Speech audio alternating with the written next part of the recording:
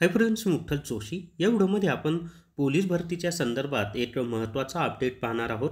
आणि ज्या विद्यार्थ्यांनी एकापेक्षा जास्त ठिकाणी अर्ज केलेले आहेत त्यांचे राऊंड जर एकाच दिवशी आलेले असतील तर त्यांची अडचण झालेली आहे. आणि त्यावर उपाय म्हणून पोलीस विभागाने एक नवीन परिपत्रक प्रसिद्ध केलेलं आहे.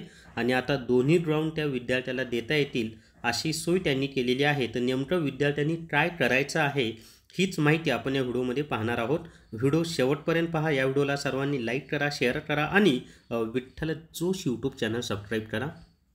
जर तुम्हाला पोलीस भरतीसाठी रेकॉर्डेड व्हिडिओ कोर्स लावायचा असेल तर प्ले स्टोअरवरून विठ्ठल जोशी ॲप डाउनलोड करा आणि पोलीस भरती रेकॉर्डेड व्हिडिओ कोर्स विकत घ्या.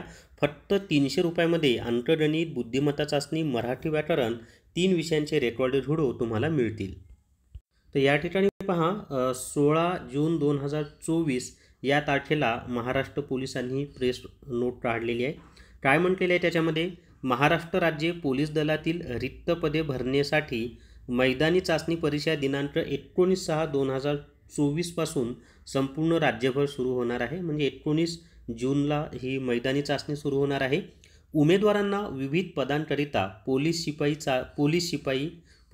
चालक, बॅट्समन, सशस्त्र पोलीस शिपाई, तुरुंग विभाग शिपाई एका घटकात किंवा वेगवेगळ्या घटकात अर्ज करता येतात.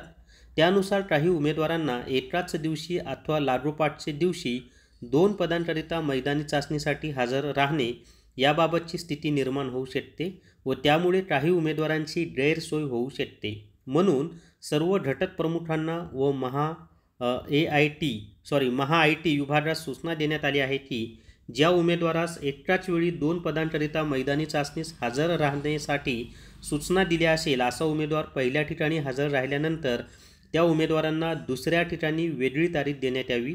दुसऱ्या ठिकाणचे घटक प्रमुखांनी अशा उमेदवारांची मैदानी चाचणी घ्यावी.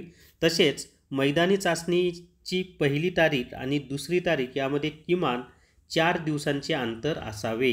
हे 4 दिवसांचं अंतर सफिशियंट आहे. मात्र याकरिता उमेदवार पहिल्या मैदानी चाचणीस हजर होता त्याचे लेखी पुरावे दुसऱ्या मैदानी चाचणीवेळी सादर करावे लागतील. म्हणजे उमेदवार जर 2 ठिकाणी, समजा एखादा उमेदवार परभणी आणि पुणे या 2 ठिकाणी आहे आणि पुण्यामध्ये तो हजर झाला तर त्याचे लेखी पुरावे त्याला परभणी येथे द्यावे लागतील.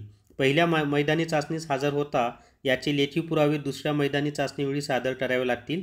पोलीस भरती 2022-23 मध्ये ज्या उमेदवारांनी एकापेक्षा जास्त पदांकरिता अर्ज केले आहेत त्यांची मैदानी चाचणी एकाच दिवशी आली असेल अशा उमेदवारांना किमान 4 दिवस अंतराने वेगवेगळ्या तारखा दिल्या जातील. आणि उमेदवारांना काही अडचण किंवा शंका असल्यास त्यांनी ईमेल ID दिलेला आहे पहा, यावर ईमेल करावा असं सांगितलेलं आहे. आणि ही माहिती कोणी दिली तर अप्पर पोलीस महासंचालक प्रशिक्षण व खास पथके महाराष्ट्र राज्य मुंबई. तर या ईमेलवर काही तुम्हाला जर काही अडचण असेल तर या ईमेलवर तुम्ही मेल करू शकता. तर हीच माहिती या व्हिडिओमध्ये मला द्यायची होती. या व्हिडिओला सर्वांनी लाईक करा, शेअर करा आणि Vitthal Joshi YouTube channel subscribe करा. Thank you very much.